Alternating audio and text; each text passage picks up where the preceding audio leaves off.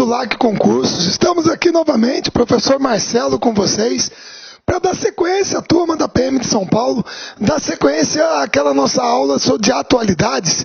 Vocês se lembram que nós tivemos uma primeira aula sobre geopolítica, sobre espaço geopolítico, sobre velha ordem mundial, Guerra Fria, que eu parei justamente no final da Guerra Fria, na queda do Muro de Berlim, na reunificação da Alemanha e no fim da União Soviética. Foram 3 anos consecutivos, 89, 90 e 91. Certo? Beleza? Muito bem. Aí nós temos que dar sequência na nova ordem mundial, que também está na ementa que o professor Luiz Antônio passou para a gente. Então é a partir daí do fim da Guerra Fria que a gente entra nessa nova ordem mundial. Certo? Muito bem? Então vamos lá. Começamos. Tá aqui ela, moçada. A nova ordem mundial é a chamada ordem multipolar. É o mundo multipolar. Quando nós dizemos mundo multipolar, é porque a gente se lembra que a antiga referência era do mundo bipolar. Estados Unidos da América, capitalismo, União das Repúblicas Socialistas e Soviéticas, socialismo. Então era uma rivalidade leste-oeste, socialismo, capitalismo. Certo? Beleza? Muito bem. Agora não. Agora nós sabemos, moçada, que o socialismo, vamos dizer assim, como teoria sociopolítica econômica, entrou em declínio. Muitos países socialistas se abriram para o capitalismo como maneira de dinamizar as suas economias. Então, nesse momento, o capitalismo é hegemônico. Então o mundo passa a ser um mundo o quê? Multipolar. Ele passa a ser um mundo multipolar, certo? E você detecta 3 polos de influência basicamente no mundo. Tá? Quais são esses 3 polos? Primeiro, eu vou botar aqui para vocês. Tá? Perdão, acho que é no outro slide que eu tinha colocado. Primeiro, o bloco americano. Pessoal, o bloco americano é o bloco que tem os Estados Unidos da América como potência hegemônica e principal área de influência, a América Latina. Porque nós sabemos que o Canadá tem relações umbilicais com os Estados Unidos, certo? Também a população, eu falei isso na aula de geopolítica, a população é anglo-saxã, maioria branca, fala inglês. Beleza, a área de influência é a América Latina. Aí você tem o bloco europeu, capitaneado pela União Europeia, e dentro da União Europeia, a Alemanha, como locomotiva, como principal economia, a 4ª do planeta, e como área de influência, a África, principalmente a África, certo? Por quê? Porque você tem a questão do neocolonialismo europeu no século XIX no continente africano, certo? Beleza? E finalmente o bloco asiático, Extremo Oriente, Sudeste Asiático e Oceania, com o Japão e a área de influência, os tigres asiáticos, a Oceania, a Austrália. Muito bem. Pessoal, eu sei que vocês estão estranhando esse mapa e eu coloquei ele de propósito. Por quê? Porque quando acabou a Guerra Fria, e foi criada essa expressão mundo multipolar, era assim que o pessoal enxergava. Esse mapa aqui é um mapa de 21 anos atrás. 21 não, 25 anos atrás. Certo? 3 blocos, 3 polos de influência global, sendo Estados Unidos, União Europeia, Alemanha e Japão, individualmente falando, os principais polos de influência. Certo? Beleza? Muito bem. E outra, você está vendo que agora a divisão do mundo não é mais uma divisão leste-oeste, socialismo-capitalismo. Não, é uma divisão norte-sul, que é essa linha vermelha. Sendo que essa linha vermelha, obviamente, não é a linha do Equador. Essa linha vermelha, você percebe que é uma linha flexível, que separa o norte desenvolvido do sul subdesenvolvido. O norte rico do sul pobre. Se bem que eu tenho algumas ressalvas quanto a essa linha. Por exemplo, a turma botar o Cazaquistão, o Uzbequistão, eu sou contra. A Rússia também é cheio de problemas, mas é questão do lado europeu. Então a turma puxa para lá. Mas essa foi a divisão estabelecida a partir daí. Agora, por que eu estou falando que isso aqui é uma coisa de 25 anos atrás, já é uma coisa antiga? Por quê? Porque foi este senhor aqui que cantou a pedra. Meu caro, se você não conhecia, esse aqui é Jim O'Neill, certo? Ele é chefe de pesquisa em economia global do Goldman Sachs, que é um dos maiores bancos de investimento do mundo, e ele é o criador do acrônimo BRIC. BRIC. Na década de 90 do século passado, ele criou esse acrônimo, BRIC. Marcelo, o que é um acrônimo? Acrônimo, gente, é tipo sigla, que nem FHC, Fernando Henrique Cardoso, ACM, Antônio Carlos Magalhães. Então, BRIC. Que não, com o som, né, parece tijolo em inglês, mas não é. O acrônimo BRIC significava o quê? Brasil, Rússia, Índia e China. Que ele enxergava na década de 90 do século passado como países com um potencial de crescimento enorme, que então ele denominou de países emergentes. Certos emergentes. Agora, no início do século XXI, nós tivemos o acréscimo da letra S, South Africa, África do Sul. Então, aí o BRIC virou BRICS.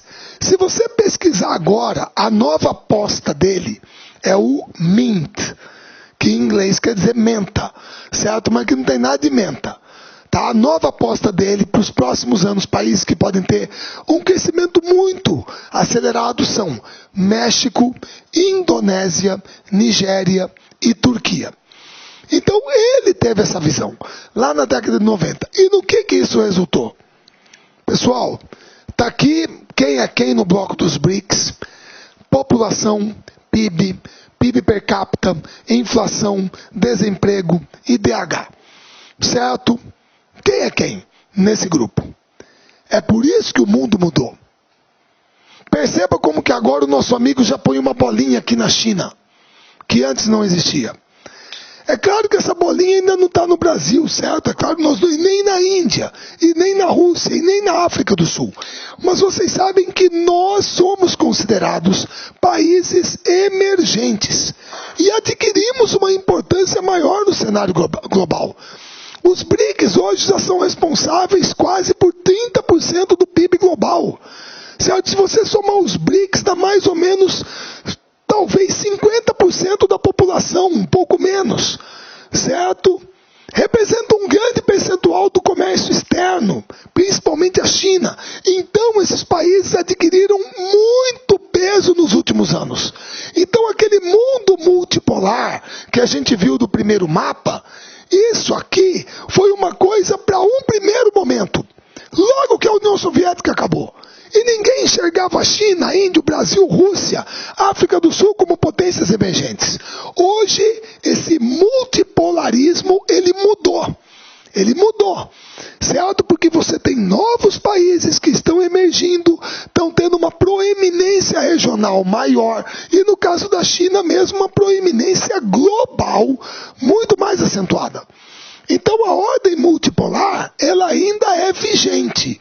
Ela é vigente, certo? Só que os polos de poder, os polos de decisão, eles começam a ficar mais fragmentados, certo? E, inclusive vai ter uma outra aula que eu vou falar isso para vocês, que é a primeira, vamos dizer assim, tentativa de sair fora do sistema de Bretton Woods, porque só para quem não se lembra, moçada, em 1944, antes da Segunda Guerra Mundial acabar,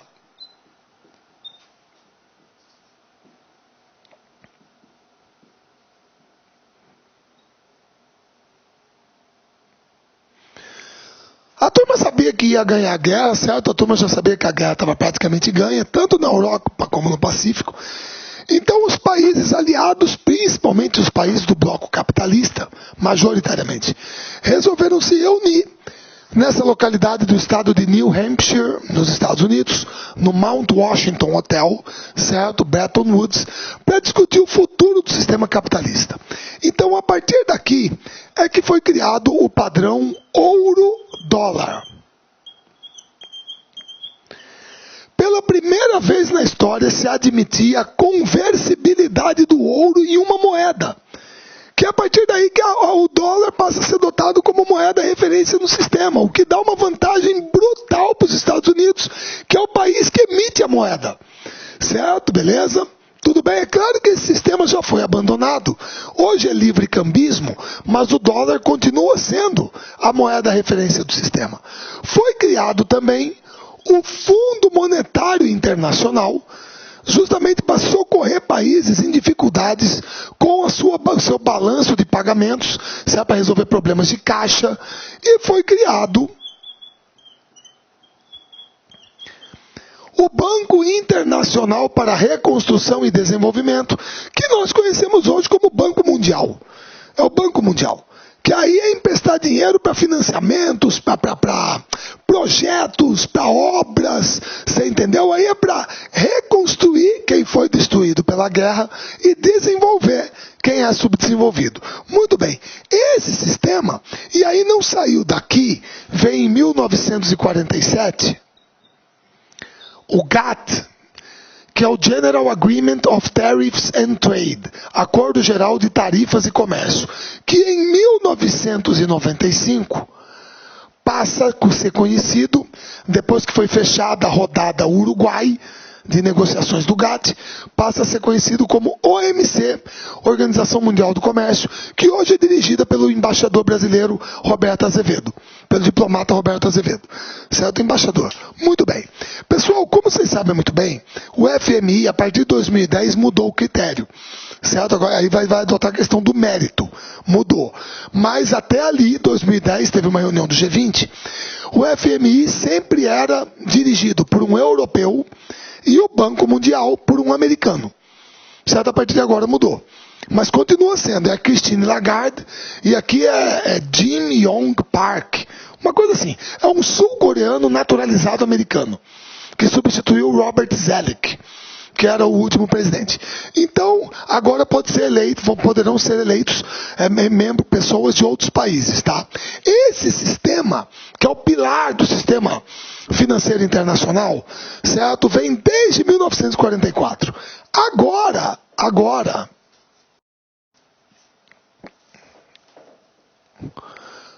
os BRICS estão peitando esse sistema.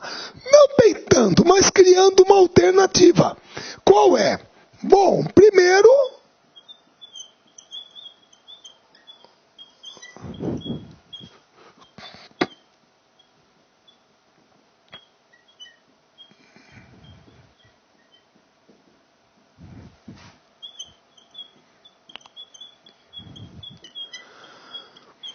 isso aí eu posso aprofundar numa outra aula, tá, moçada?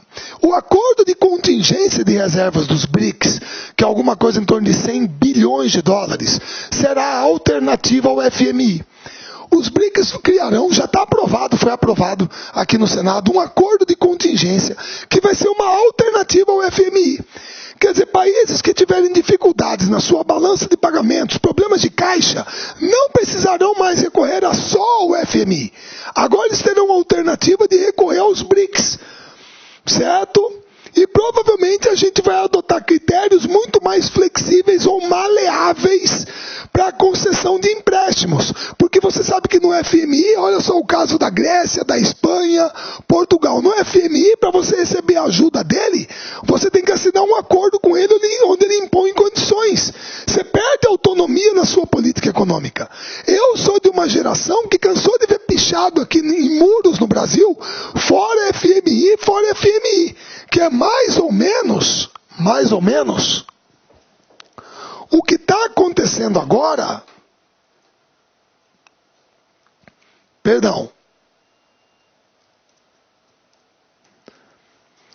parece que agora, moçada,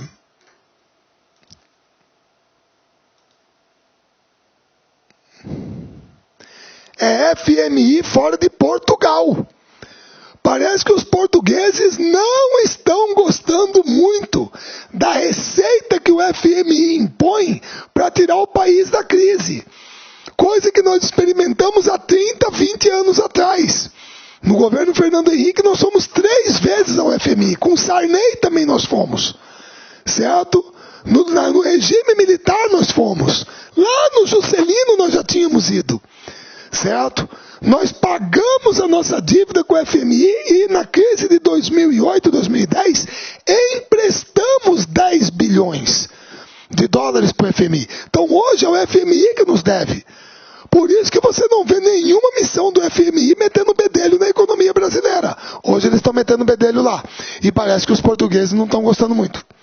Tá? Então os BRICS criaram um acordo de contingência para ser uma alternativa ao FMI. E também criaram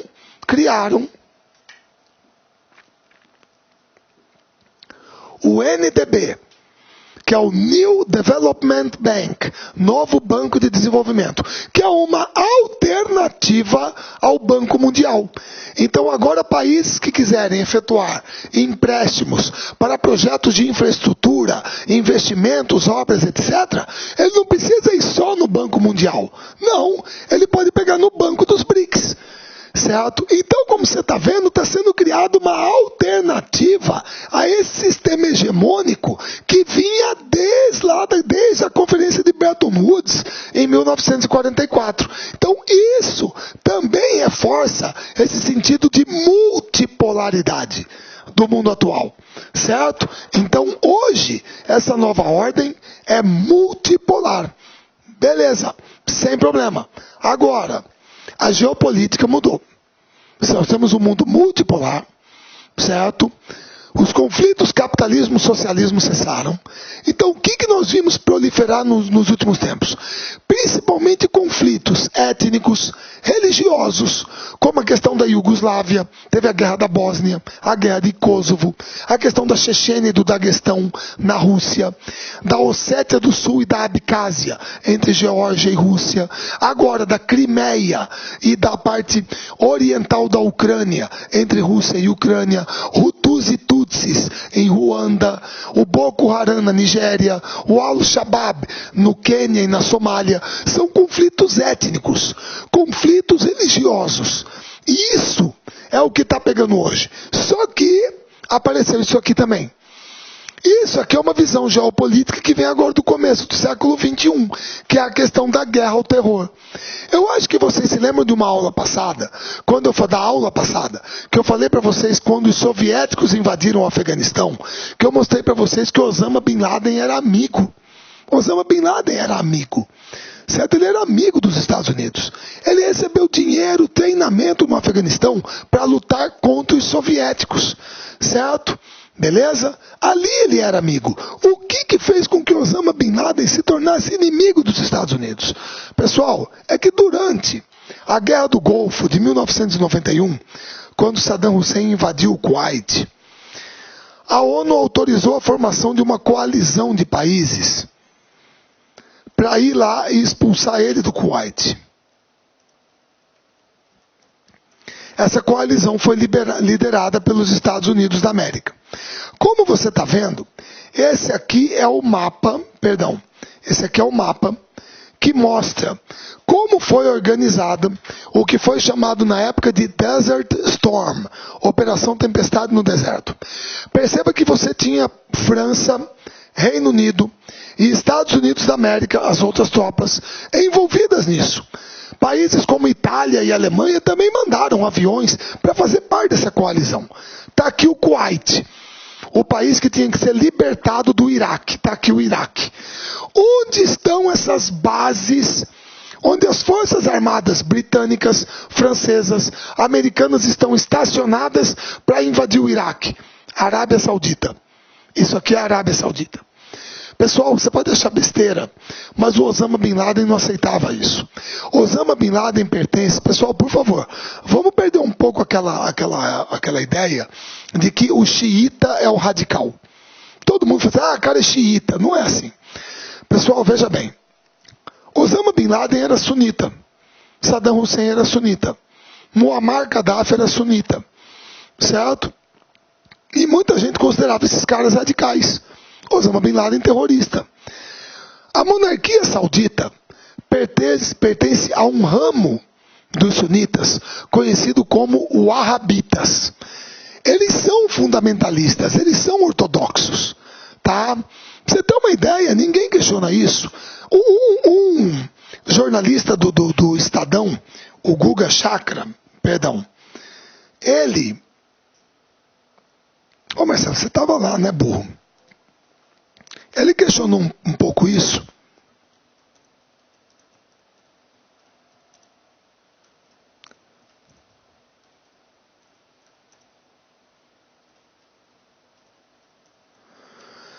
Ele escreveu um artigo, moçada, assim, e muito corajoso até. Por que ninguém fala do apoio da Arábia Saudita ao terrorismo mundial? Tá aqui ele, o Guga Chakra, certo? Por que ninguém fala? A Arábia Saudita é um país amigo dos Estados Unidos no Oriente Médio, aliado, o maior fornecedor de petróleo dos americanos, as maiores reservas mundiais de petróleo. No entanto, a monarquia saudita, o Wahhabita, financia grupos como Boko Haram, a Al-Qaeda, Boko Haram na Nigéria, o Al-Shabaab na Somália, no Quênia, o Estado Islâmico. O Estado Islâmico. A monarquia saudita financia o Estado Islâmico. Certo? E ninguém fala nada. Quer dizer, é um ramo do islamismo, os sunitas, que é ortodoxo também, é radical. Certo? Então o que aconteceu é que o Osama Bin Laden, ele não aceitava que a Arábia Saudita, a terra dele, ele é saudita, a terra onde fica Meca, o lugar mais sagrado do mundo para um islamita, para um muçulmano, ele não aceitava forças estrangeiras com bases militares dentro do país dele. Para ele, isso aqui é território sagrado, isso não poderia ter sido permitido. Certo? Então, a partir daí veio a animosidade dele em relação aos Estados Unidos. E também o fato dos Estados Unidos apoiarem incondicionalmente Israel contra países árabes muçulmanos no Oriente Médio, principalmente na questão dos árabes palestinos. Tá? Então, a partir daí, Osama Bin Laden, que durante a invasão do Afeganistão pela União Soviética era um aliado, posteriormente passa a ser um inimigo. Certo? E aí, o que vai acontecer? Simples. Aqui, ó. Pessoal, se você não sabia, por favor. Perdão. Se você não sabia, esse aqui é o primeiro ataque ao World Trade Center. Foi em 93. Foi o furgão com explosivo que explodiu no subsolo. Matou algumas pessoas, tal. Só que aí o pessoal percebeu o quê? O prédio era muito bem construído. A estrutura absurda do prédio. Então eles entenderam que de baixo para cima não ia dar. Tinha que ser de cima para baixo. Certo? Isso aqui foi o primeiro ataque da Al-Qaeda em solo americano. Aí em 98, no mesmo dia, houve o ataque às embaixadas americanas no Quênia e na Tanzânia. A Al-Qaeda. E em 2000, um barco-bomba lá no Iêmen foi lançado contra o USS Cole, esse destroyer da Marinha Americana. Foram 20 e poucos marinheiros mortos, eu acho. Então a turma já conhecia a Al-Qaeda e sabia que o Osama Bin Laden estava onde? No Afeganistão. Por quê? Porque no Afeganistão ele tinha lutado contra os soviéticos. Ele tinha lutado contra os soviéticos ao lado dessa turma aqui, que é o movimento Talibã ou Talibã. Tudo bem, é essa turma aqui. Quando os soviéticos foram embora, quando Mikhail Gorbachev assumiu a União Soviética e ele tirou a União Soviética do Afeganistão, se você quiser comparar, o Afeganistão é o Vietnã da União Soviética. Morreram 45 mil soldados soviéticos lá.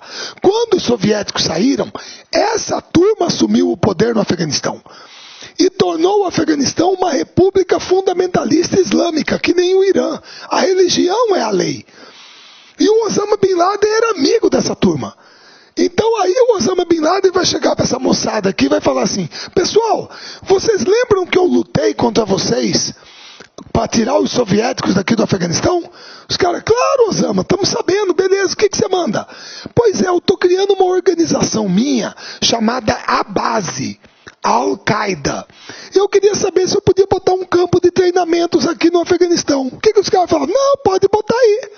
Sem problema, pode usar nosso país aqui como base para sua organização.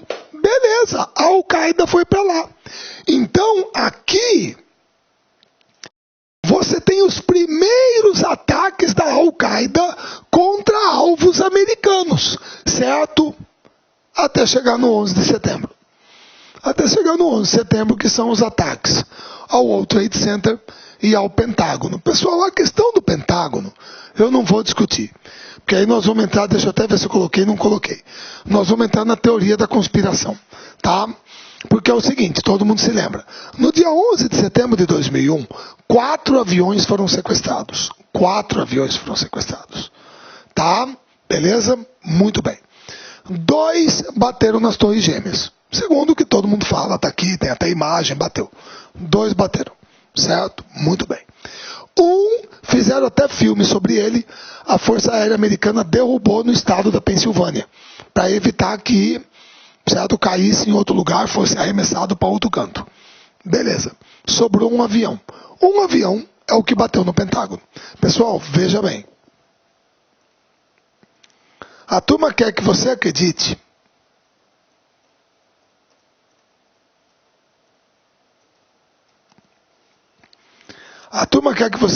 pessoal, que esse buraco aqui, tá?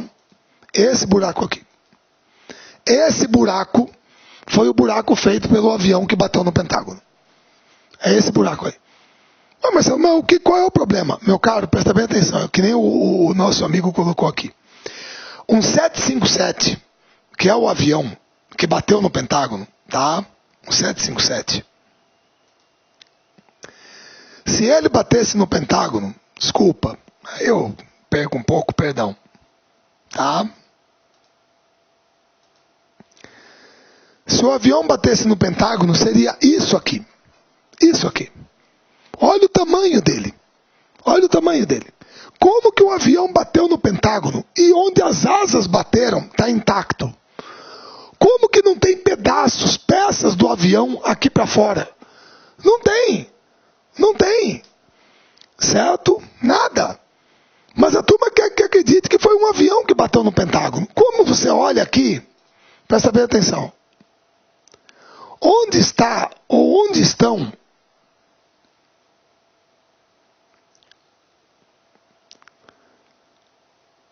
aqui, ó. Onde que estão as marcas da queda do avião no gramado? Quando o avião cai, ele deixa marcas, pô. Certo? Beleza? E para finalizar, aí é...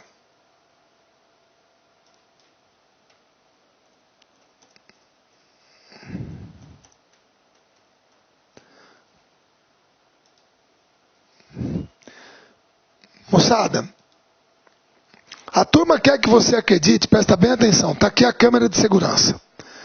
A turma quer que você acredite que... Deixa eu passar um pouquinho mais para carros entrando e saindo.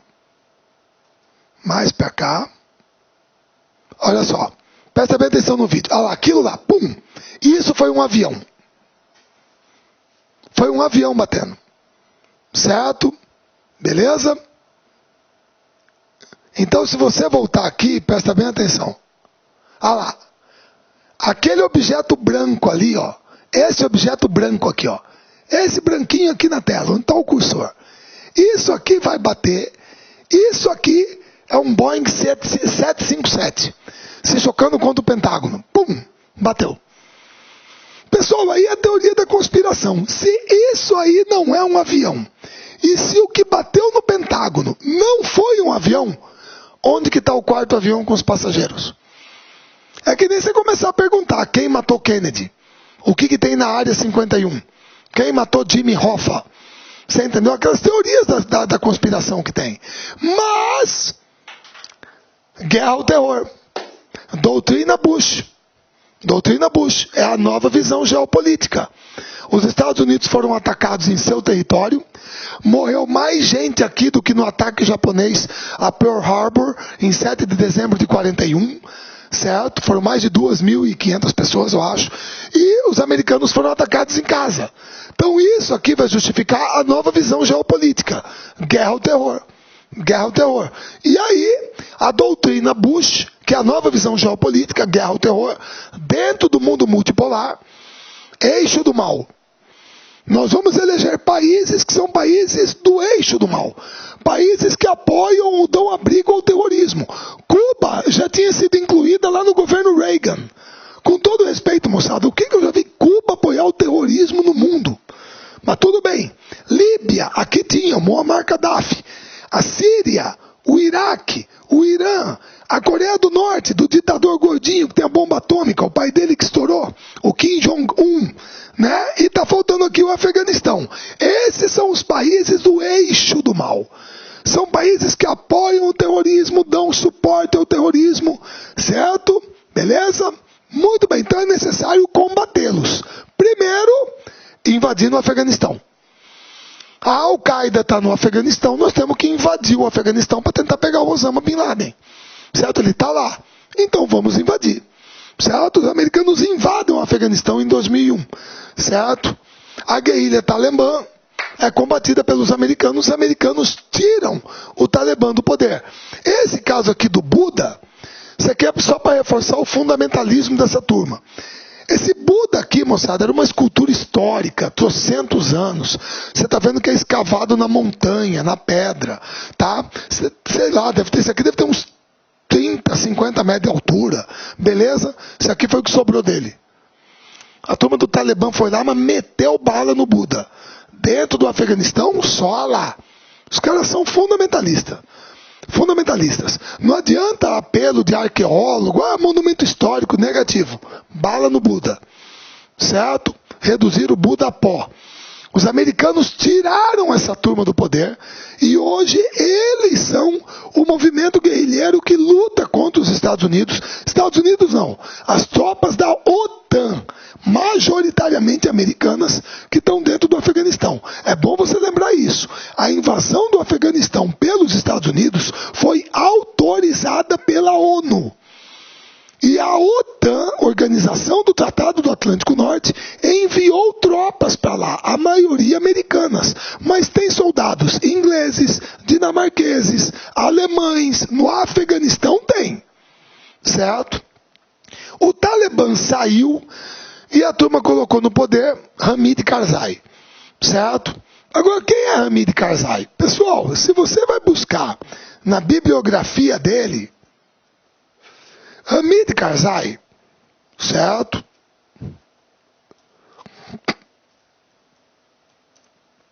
É um ex-consultor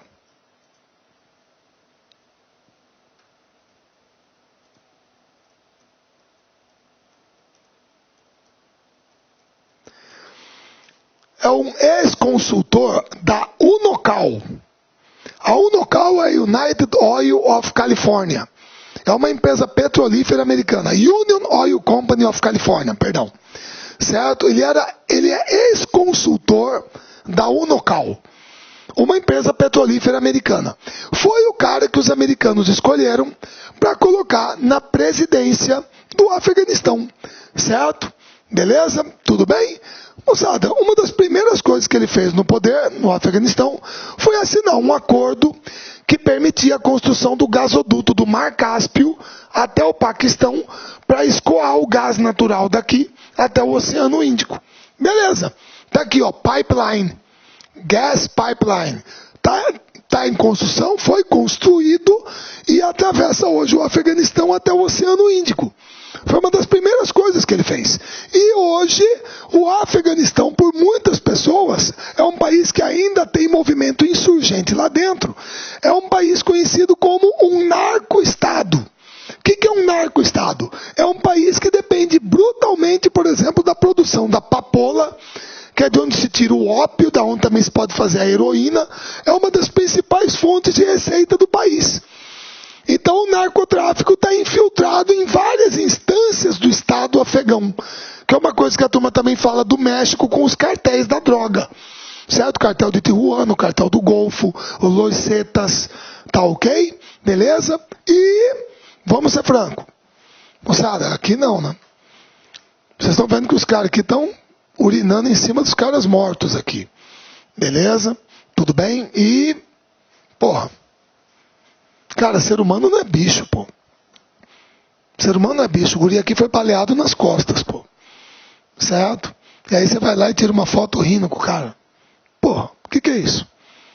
Até, pessoal, até na guerra, você tem que ter um mínimo de código de conduta, de decência. Você tem que ter um mínimo disso. Existe um código de honra, de conduta entre adversários numa guerra. Tá? Eu até pego como exemplo, se vocês me perdoem, isso foi...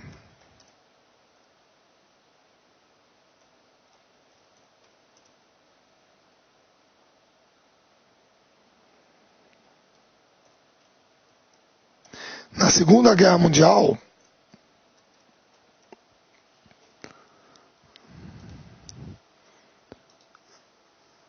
que foi isso aqui, moçada.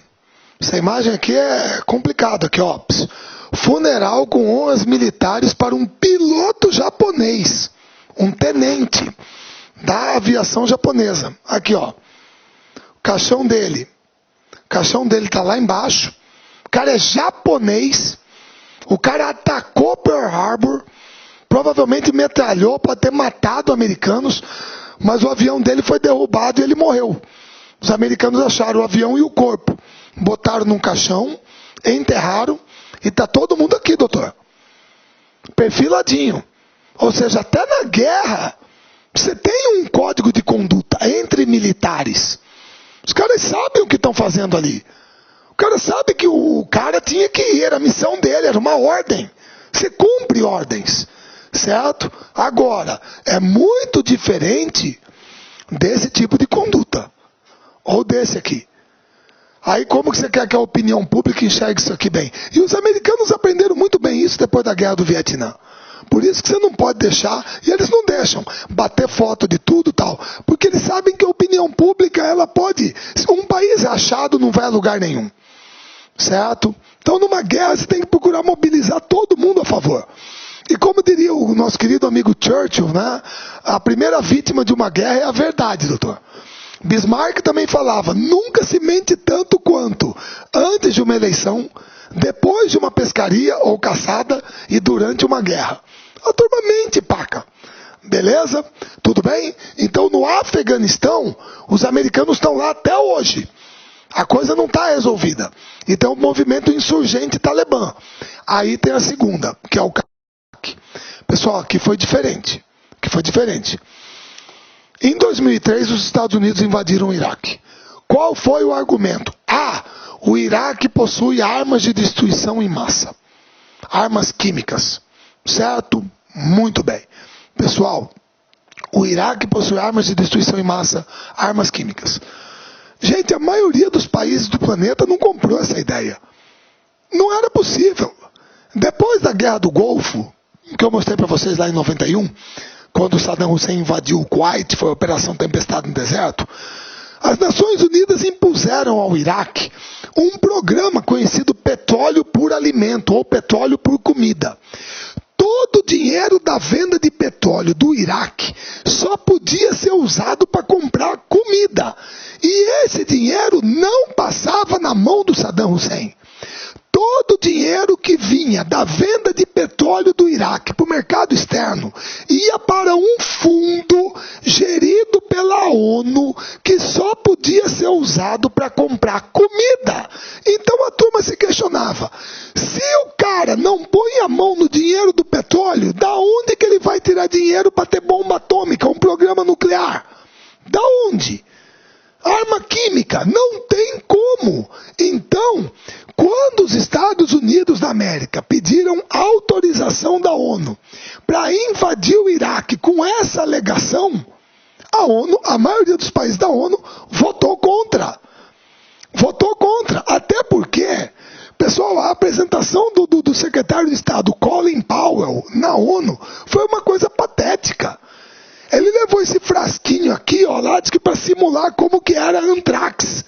Como que o antrax era. Ele levou esses desenhos aqui, ó, feitos em computador computador para simular como que eram as instalações de armas químicas e biológicas do Iraque. Cara, isso aqui foi feito em PowerPoint, sei lá, como meu slide aqui, um desenho.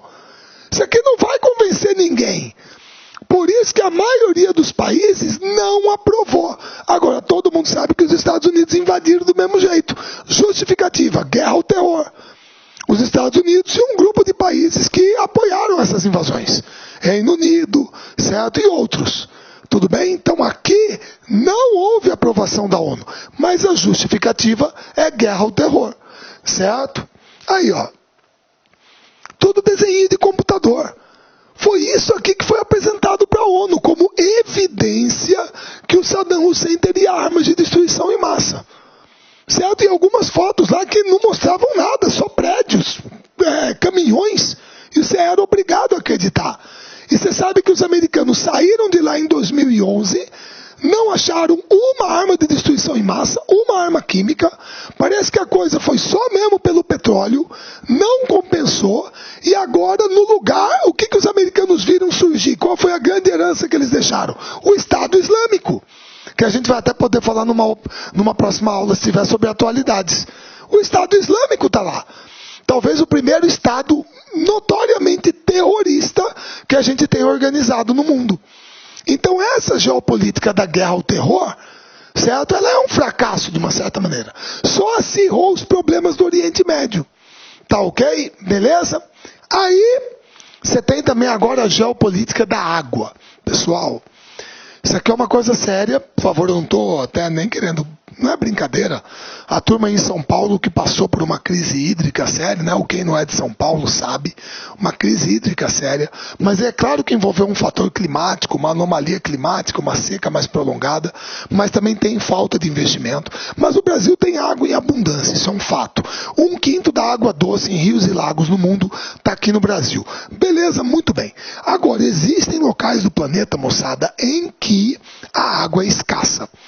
E a exploração de recursos hídricos, moçada, pode se tornar um foco de conflitos entre estados e em países. Por quê? Porque muitas vezes um rio, uma bacia hidrográfica, ela não abrange um país só, ela abrange vários países. E isso se torna um problema quando você tem algumas questões que envolvem a escassez de recursos. As rivalidades hidráulicas exacerbam, elas ficam mais acirradas pela combinação de uma série de fatores. Primeiro, aumento da população. Se você tem aumento da população, você tem maior consumo de água. Áreas irrigadas. Se você aumenta a área irrigada, você precisa de mais consumo de água para a agropecuária, que é o setor agricultura e pecuária, que é o setor que mais consome água no mundo. Certo? Grande desperdício de água e aumento da poluição dos mananciais. Então esses fatores influenciam nisso. E nesse caso, nós temos algumas bacias, moçada, que são bacias internacionais. Para você ter uma ideia, a bacia do Danúbio na Europa passa por 11 países, a do Nilo 10, a do Níger e Congo 11, e a do Amazonas, a bacia amazônica, 7, sendo que a maior parte dela está em território brasileiro. Mas são 7 países da América do Sul, tá? Beleza? Agora, entre essas bacias hidrográficas, que são consideradas internacionais, e pelo fato de ser a região do planeta, e lá vamos nós para lá de novo, que tem a maior escassez de recursos, duas chamam a atenção. Ixi. Perdão, pessoal, 1000 desculpas. Que hora para espirrar, hein? Cruz credo. Duas chamam a atenção. Quais são? Pessoal, primeiro, a bacia do Tigre e do Eufrates. Todo mundo se lembra, moçada, que Tigre e Eufrates tem tudo a ver na antiguidade com Mesopotâmia, região entre rios, certo? E por que a bacia do Tigre e Eufrates é uma bacia estratégica? Porque, pessoal, a bacia do Tigre e do Eufrates tem suas nascentes na Turquia, certo? E aí elas correm para a Síria e depois Iraque, onde as duas se juntam e vão formar o estuário do Chatalarab e desaguar no Golfo Pérsico. Então são dois rios perenes, conhecidos desde a antiguidade. Aqui a civilização suméria, babilônica, assíria, certo? E esses dois rios atravessam essas áreas de escassez de recurso hídrico, beleza? Qual é o problema? Pessoal, se a Turquia resolver represar as águas do Tigre e do Eufrates para irrigação, geração de energia aqui em cima, você vai diminuir a vazão aqui para baixo. Então isso afeta mais de um país. Então existe essa questão. Por isso que eu coloquei ela aqui para vocês. A Turquia exerce soberania sobre o alto vale dos dois rios. Tá? A Turquia controla 98% do débito da descarga hídrica do Eufrates e 45% do Tigre, certo? E a Síria e o Iraque ficam para baixo, tá? Os números indicam que a Síria possui um índice de 80% de dependência de água, o Iraque 53% e a Turquia apenas 1%. Certo?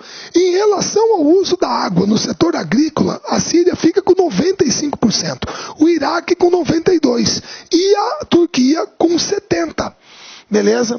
Então esse é um caso em que a água pode ser um foco de tensão geopolítica entre os países. Até porque agora, essa área aqui da Síria e do Iraque é a área controlada pelo Estado Islâmico, que é o pessoal sunita também fundamentalista lá no Iraque. São sunitas, tá? O Estado Islâmico é sunita. Beleza? Então esse é um caso de geopolítica da água, em cima de recurso hídrico. O outro é o do Rio Jordão. O Rio Jordão nasce no sul do Líbano, passa por Síria, Israel, Jordânia, passa pela Palestina, Cisjordânia e tem nascentes próximas à faixa de Gaza. O Rio Jordão abastece uma área muito seca, onde fica o deserto do Negev, onde fica a Cisjordânia, tá? Esse aqui é o mapa da bacia dele. Beleza? Ele é um rio de drenagem endorreica, ou seja, ele deságua num lago, que é o Mar Morto, que é o Lago Asfaltite. Boa parte da água dele aqui é usada para irrigação e para o abastecimento da Jordânia e de Israel, principalmente, certo? E hoje, pessoal, o Rio Jordão, ele teve a sua vazão reduzida em 90%. 90%. Tá? A vazão dele. Tá ok? Então isso significa que os níveis de poluição com essa redução da vazão são extremamente elevados, o que prejudica a disponibilidade de água potável. Tá? Então esse aqui é um outro caso de geopolítica hoje que envolve o quê? Recurso hídrico. E não questão de capitalismo, socialismo, conflito étnico ou religioso. Então é uma outra maneira de enxergar a geopolítica, certo? E por último, você tem a geopolítica do alimento. O que eu estou reproduzindo aqui para vocês é um artigo do Lester Brown na revista Foreign Policy de 2011. Pessoal, aqui ele deixa bem claro que países mais ricos entre os subdesenvolvidos, como Arábia Saudita, Coreia do Sul e China, a partir de 2008, adotaram uma estratégia comum de comprar ou arrendar terras em países principalmente da África e da Ásia para produzir alimento para a sua população. Olha o custo do arrendamento, moçada, de 1 hectare ao ano na África. $2,50. $2,50 por hectare ao ano. Ao ano. É o custo do arrendamento. Então eles estão comprando propriedades, eles estão arrendando propriedades e produzindo alimento para ser mandado para a China, para a Arábia Saudita, para a Coreia do Sul, enquanto ali do lado tem a população africana passando fome. E se tem uma coisa, moçada, que geralmente gera existência em todos os lugares do mundo, é quando a pessoa sabe que a sua terra está sendo usada para beneficiar outro. Certo? Para você ter uma ideia, lá nas Filipinas, a China assinou um acordo para arrendar 1 milhão de hectares de terras para cultivar alimentos para os chineses. Quando a notícia vazou, a população saiu às ruas e obrigou o governo a cancelar o acordo. Da mesma maneira, a sul-coreana Daewoo tentou fazer a mesma coisa em Madagascar, para pegar terras, 1.200.000 hectares, para cultivar terras, para mandar o alimento para a Coreia do Sul. A população novamente saiu às ruas para protestar e o governo foi obrigado a cancelar o acordo. Porque poucas coisas são mais propensas a alimentar insurgências do que privar pessoas de suas terras, de suas próprias terras. Isso gera uma revolta muito grande. Agora, isso aqui está dentro da geopolítica do alimento. Porque todo mundo, há 200 anos atrás, um cara chamado Thomas Robert Malthus, na sua obra Ensaios sobre as Teorias das Populações, ele colocou mais ou menos o seguinte, ele colocou assim, vocês se lembram disso? Que na ideia dele, a população de um local geralmente dobra de tamanho a cada 25 anos, ou geralmente cresce segundo uma PG, uma progressão geométrica. Já os meios de subsistência, ou seja, basicamente a produção de comida, na melhor das hipóteses, cresce segundo uma PA, uma progressão aritmética, certo? Então, o que acontece? Se a população vai em PG, a população vai aqui.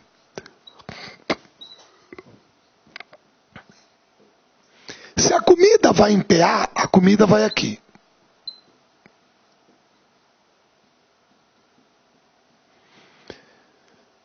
O que significa isso? Significa que até o segundo termo está tudo bem. 2 ao quadrado, 4, 2 mais 2, 4. Está empatado. Agora, a partir daqui é uma goleada. 8, 5, 16, 6, 32, 7. Ou seja, a população está em 32, a comida está em 7. Qual é a moral da história? Não vai ter comida para todo mundo. Então, esse pensamento é a base da teoria malthusiana, certo? De 200 anos atrás, que basicamente é a primeira teoria da população que defendia controle de natalidade. Se bem que ele vai ser polêmico com a abstinência sexual, etc. e tal, que ele via que era a solução. Só que uma pessoa provou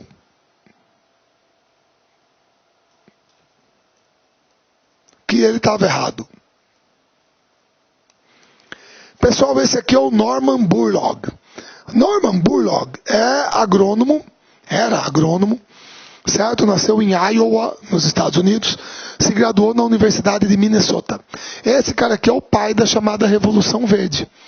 É aquela revolução que aconteceu na década de 60, 70, que incentiva o quê? Melhoramento genético, sementes selecionadas, adubação, fertilizante, mecanização, uso de defensivo agrícola, correção de solo. Certo? Que é o agribusiness, o agronegócio que nós conhecemos hoje. Ele provou que Malthus estava errado. Porque a pergunta todos vocês hoje sabem a resposta. Certo? Tem comida no planeta suficiente para alimentar todo mundo? Tem! O problema é que ela é mal distribuída. É mal distribuída, gente. Comida depende disso aqui. Se não tiver esse, não come. Certo? Isso é muito claro.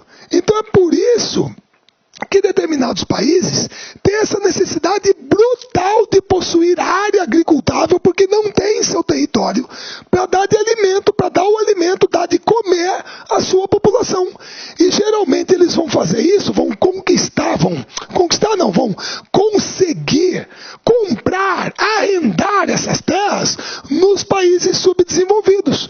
O que aí fica sendo uma contradição, porque são países que têm problemas sérios em relação à fome, à subnutrição, e de repente tem parte do seu território explorado, mas para mandar comida para outro país e não para alimentar a sua população. Certo? E isso aqui é a geopolítica do alimento. Tá ok? E aí vem uma coisa muito positiva para nós, pessoal. Eu coloquei o texto inteiro, vocês têm acesso a isso, terão acesso a isso. É uma coisa muito positiva para nós, que aqui são as principais áreas de insegurança alimentar no planeta. Certo? Países que, segundo a Food and Agriculture Organization, da ONU, a turma que trabalha com comida e agricultura. Inclusive agora o José Graziano, brasileiro, acho que vai ser reconduzido à presidência da FAO, à direção-geral da FAO, certo? Acho que é candidatura única, tá? Está acontecendo a eleição agora lá na Itália.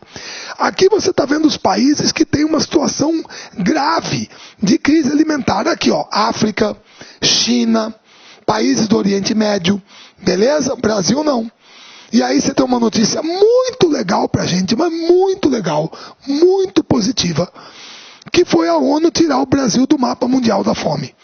Certo? Nos últimos anos, moçada, nós reduzimos em 80% o número de subnutridos em 10 anos. Então isso é uma coisa muito positiva. Muito positiva. Quer dizer, ainda bem que nós não estamos mais com tanta frequência como era antigamente.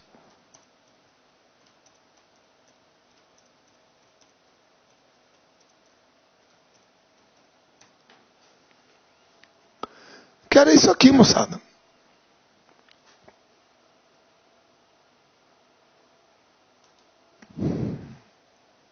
Olha lá. Fome no Nordeste.